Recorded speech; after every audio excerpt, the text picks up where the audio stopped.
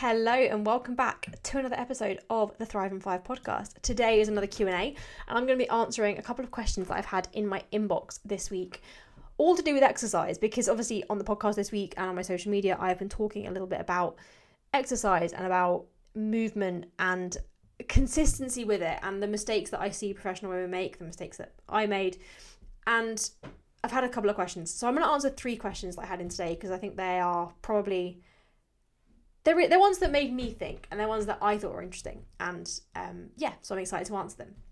And the first one is such a good question, to be honest. And it's like, how much exercise do I actually need to do to see results?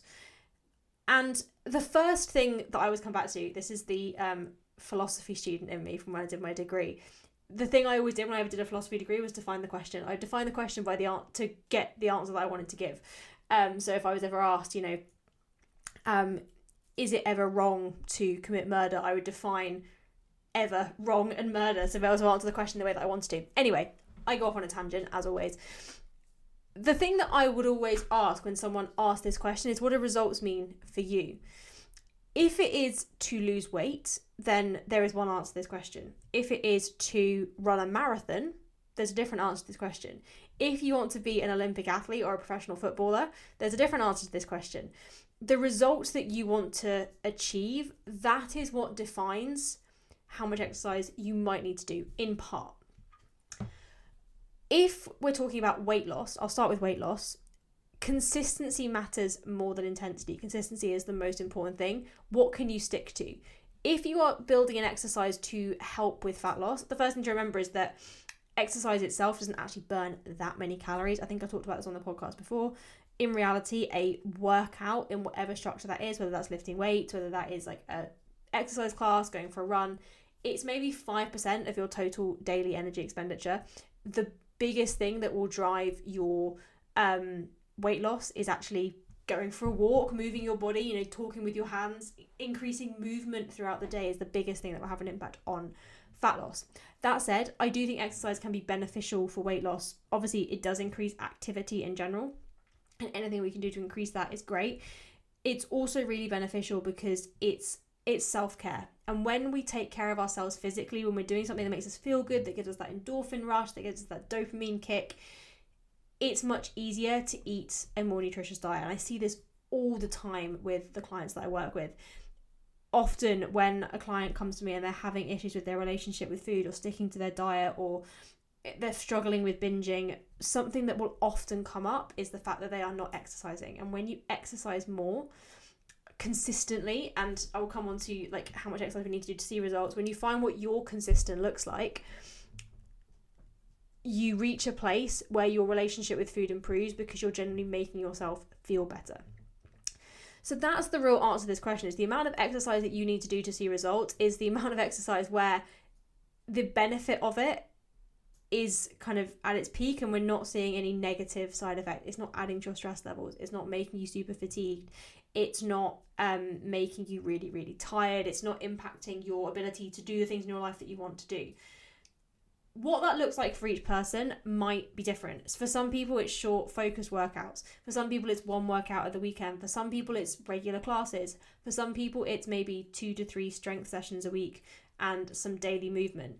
For some people, it's going for a run twice a week. The amount that you need to do to see results depends on what the result is that you want to achieve and what fits with your lifestyle and with your goals. And the thing that I've got coming out of the weekend, the exercise personality profiler, which I'm launching on Sunday, will help you figure out just that. So keep your eyes peeled for that when it comes out.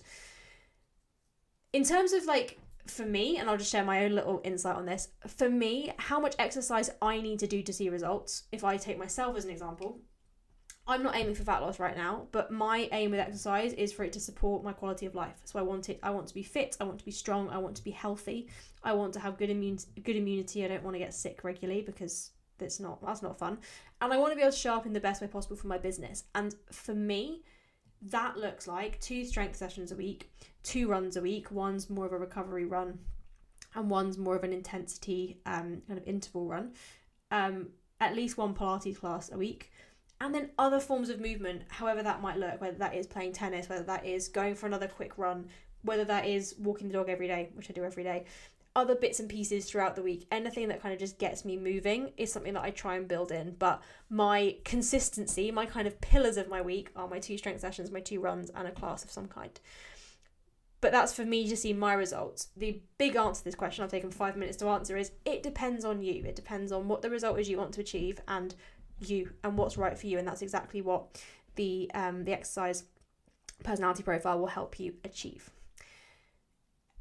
Another question that I get a lot, and this comes up with clients a lot, is this idea of, well, it's asking about running, and is running a good thing to do for weight loss? And I see this a lot where clients will say to me, maybe the scales aren't moving quite as quickly as they would like, or they feel like they might have seen something online, and this was definitely something that I used to do, by the way, and they'll say, you know what, I think I should start running. Because they think, and we think, and I see it everywhere, that running will help you lose weight. I did this. I started the Couch to 5K, the BBC one, 12 times, maybe more than that. I've still never finished it. Because I thought every time I started it because I wanted to lose weight. I was like, if I run, I will lose weight.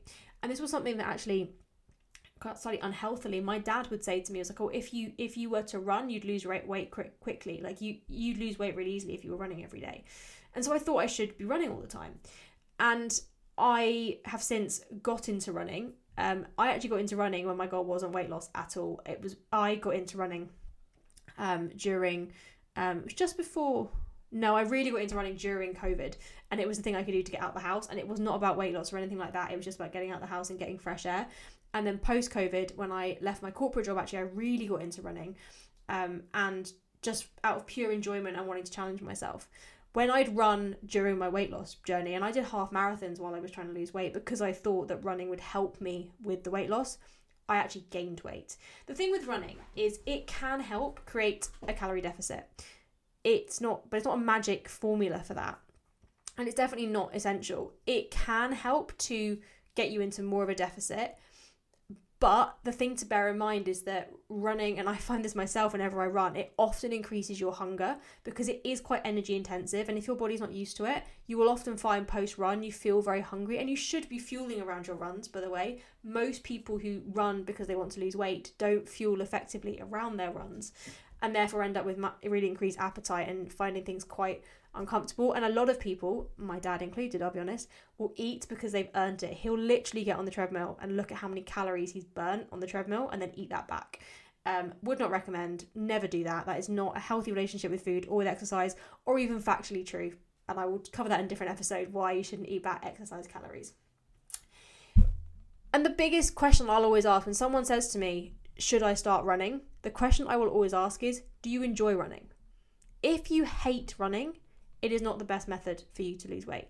If you enjoy it, it's something that you definitely could include. Just like I said in the previous answer, if you enjoy running, if you find that a relaxing thing to do, if you find it something that allows you to switch off, that gets you out in nature, if you enjoy the challenge of it, absolutely include it, because you should always do things that you enjoy.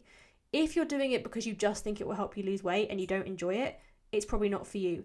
That said, I think that most people who hate running could learn to love running if they ran the right way.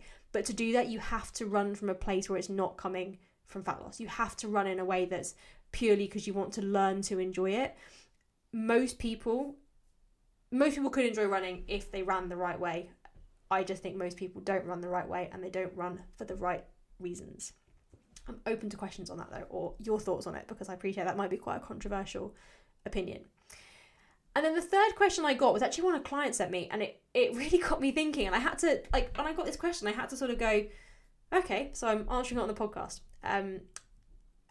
So I posted a reel earlier this week on my Instagram, and I also put it I recorded a version of it for the podcast, talking about how I'm not great at sports.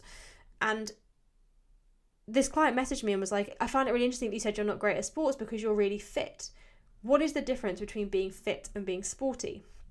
And this is such a good question, because so many people, myself included, for a really long time, feel like they're not fitness people because they weren't the sporty kid at school. And I said this on the earlier podcast, when I say I wasn't sporty at school, I really mean it.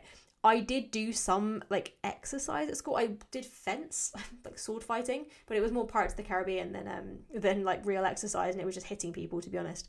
I wasn't particularly like fit, and I wasn't particularly sporty. I was really bad at netball and hockey and rounders and all of those sports. It was really something I struggled with. And I think for me, being sporty is that skill, speed, agility, competition. It's that sort of, when I think about being sporty, I think about like an athleticism and a sort of almost innate like bounciness. I almost think about, that girl at school who played netball and wore the little skirt and like was super bouncy and like had really toned legs. That's a sporty girl. That was a sporty person. And that was never me, and that still isn't me. Like, I'm not a sporty person. If you ever see me going to play tennis, I'm not there in the tennis skirt. In fact, I find tennis skirts incredibly unflattering on my build. I wouldn't say I'm naturally a sporty person, but I would say now I'm fit. For me, being fit is being strong, being mobile, being able to do things physically with your body. It's about being capable. And I think since I've got more into fitness, more kind of holistically, since I've moved away from just having an aesthetic goal and I'm now working on a more kind of overall fitness goal, I think elements of sportiness are maybe coming into my training. I do have more skill. I'm working on learning how to play tennis. I'm working on my skill in terms of certain movements in the gym, learning how to do certain more complex lifts, for example. I think my speed is improving. I'm working on more agility. Again, the tennis is an example of that. I think my competitiveness has definitely increased. I am a bit more competitive in the gym, and in general, when I'm training, I will sometimes do little finishes where I'm kind of competing against someone. But in my mind, and I think this is true, you can be fit and have no interest in team sports or running races or competing or any of that stuff. You can be incredibly fit and strong and healthy and, have a great longevity and have zero interest in playing netball or playing hockey or any of that stuff. I think now I've got sportier as I've got older. I think I've the trauma of school PE lessons has kind of subsided somewhat, and I am really into watching sports. I love watching tennis. I love watching football. I love the Olympics. It's like the best thing on TV, and I get really into new sports. And I do watch it and think, oh, maybe I could be good at that sport. Climbing is one that I really love to get good at, like bouldering. But I still wouldn't say I'm a sporty person. I'm not, I don't do team sports or anything like that. I don't really have much interest in doing so.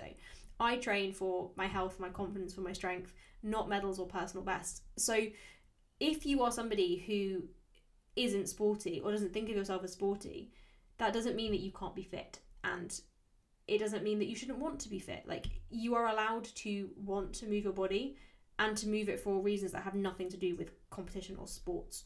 And in fact, I think it's one of the biggest things that schools get wrong when it comes to like fitness education is that they don't encourage you to move your body from a health perspective. It's always from a place of competitive sport. And I get why, because it's a way of making it like fun for 50% of the kids. But for the other 50%, it's just a bit miserable. And that was me.